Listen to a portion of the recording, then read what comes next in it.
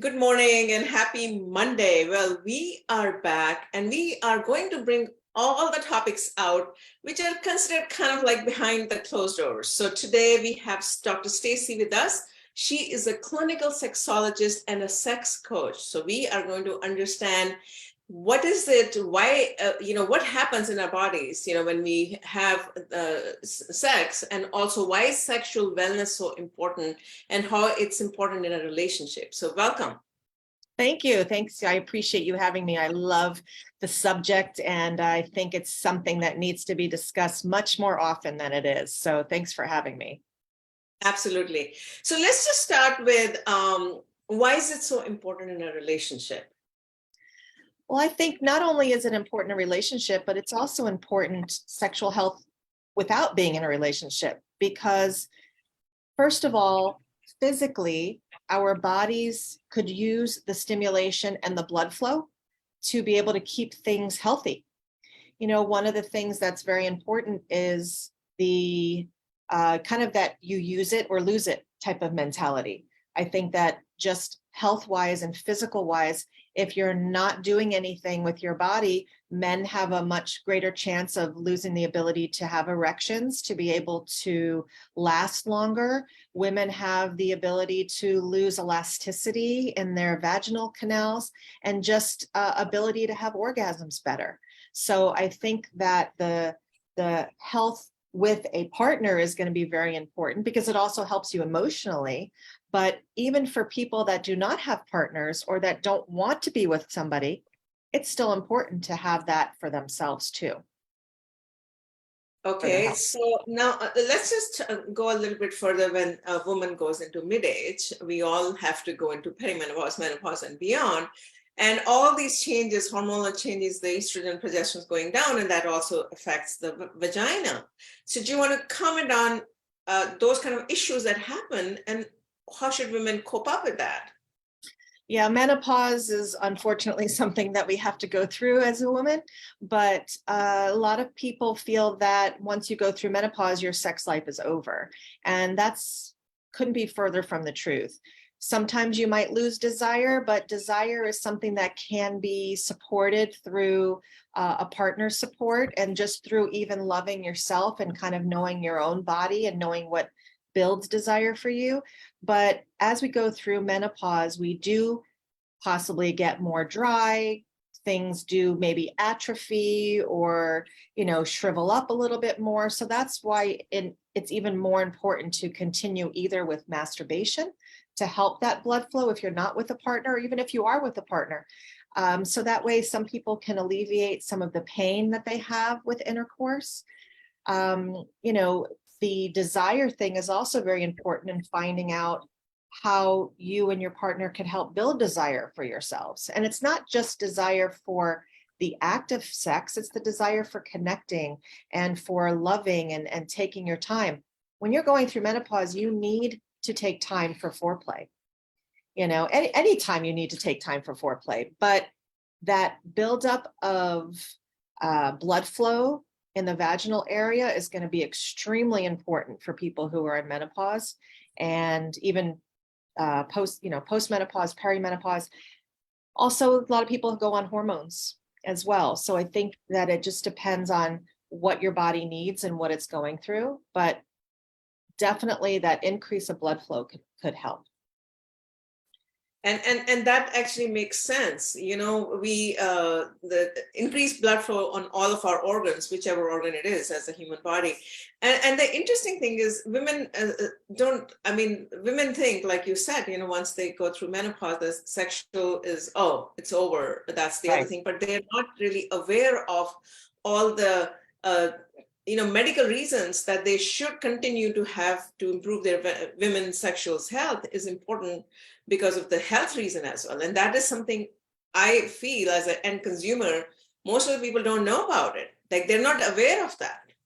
Right. And even for people who have a partner that has erectile difficulty and they're not able to have sex because their partner is unable to maintain an erection, it happens as you get older. And so we have to look at it as like, okay, well, even for orgasms for women, the clitoris is so rich with nerve endings that if we don't keep stimulating things, they'll die. And so even just pleasure on the outside can be something that is so important to continue on bringing that blood flow to. So like I said, it doesn't matter if there's actual penetration or if you have a partner or not, but just the idea of blood flow to protect the tissues is going to be important. And then also when we engage in a sexual activity, what kind of hormones are are they the same happy hormones that are generated when we exercise? Do you want to comment a little bit? You touched on a bit on the hormones. So what kind of hormones are get impacted, when we are engaging in sexual activity? Yeah, I mean, there's a few different ones. You have, one of the things that happens at the beginning of a relationship, because the hormones do change as you go through your relationships, believe it or not.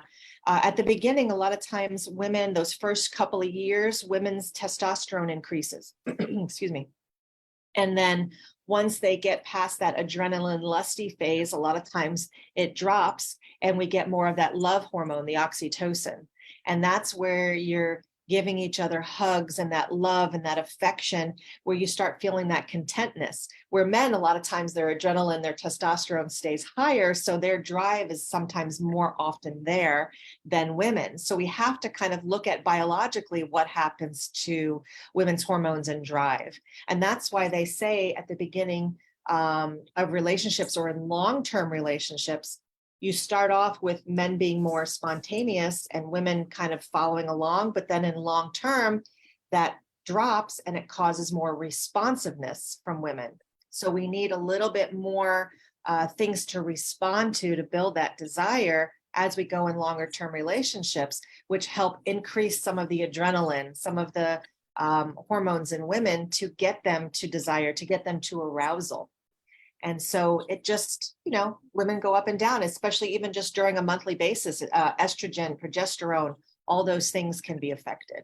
So I always tell women right off the bat, especially if there's any issues with desire or libido, just make sure your levels are checked, just to make sure how your hormones are. And then that way you can at least, rule those out and go from there and help with all the other hormones and just finding ways to build desire. I think that makes sense. Well, talk to us. What is it that how you help your clients? What kind of services you offer, so people know that they should be seeking out these kind of services, because otherwise we think that everything is fine. Right. It's definitely not something that people sometimes even know exist. They're like, oh, wow, a clinical sexologist? I didn't know. Sex coach, what do you do? So basically, I do offer 15-minute consults to make sure that the services are right for you. They're completely complimentary. But what I like to do is I work with individuals or couples, any gender, any orientation, to really help them focus on some of their goals and what they want to get out of working together. I help them with mismatched sex drives. I help people, working on the ability to orgasm, helping even just that sexual communication with their partner is sometimes difficult, where one partner is looking at sex as in penetration and the other partner is like, I just want to make love. I want to be able to just be touched. I don't want to have sex all the time or focus on orgasm. We want to be able to get people to realize the value of pleasure versus the performance. So I kind of help people change their mindset as to what is sex really about, and how do we stay connected, and how do we build desire, and how do we feel good? How do we have orgasms? How do we masturbate in a healthy way? How these conversations can be with your partner, how to bring in toys to a relationship and not feel uncomfortable. It's just about being open and being who you are and just having fun. People are not having enough fun because it's always so serious. I agree, and that's what we are trying to do, is bring this awareness out, right? Both for men as well as for women, because in the mid-age, it's not only happening when women are going through menopause, but men are also going through their issues, which we don't have so much time to talk about today. Well, thank you so much, Dr. Stacy. Anything else you'd like to add before I wrap up? Well, if people wanted to go to my website at Dr. Stacy, it's drstacyfriedman.com. I do offer a free PDF of my book that people can download, and it's just the beginner's guide to intimacy and better sex. It's called Confessions and Lessons of a Sexpert. You can get it on Amazon as well, but there's a free PDF version, and it can help people understand the process of getting to know themselves and getting to know their partner in a safe, healthy way. I will be happy to share a few excerpts, a few things from your PDF if you allow us. Yeah, To absolutely. Yeah, all right. Thank you Yeah. so much and have a great week, everyone. Thank you. Thank Dr. you. Bye-bye.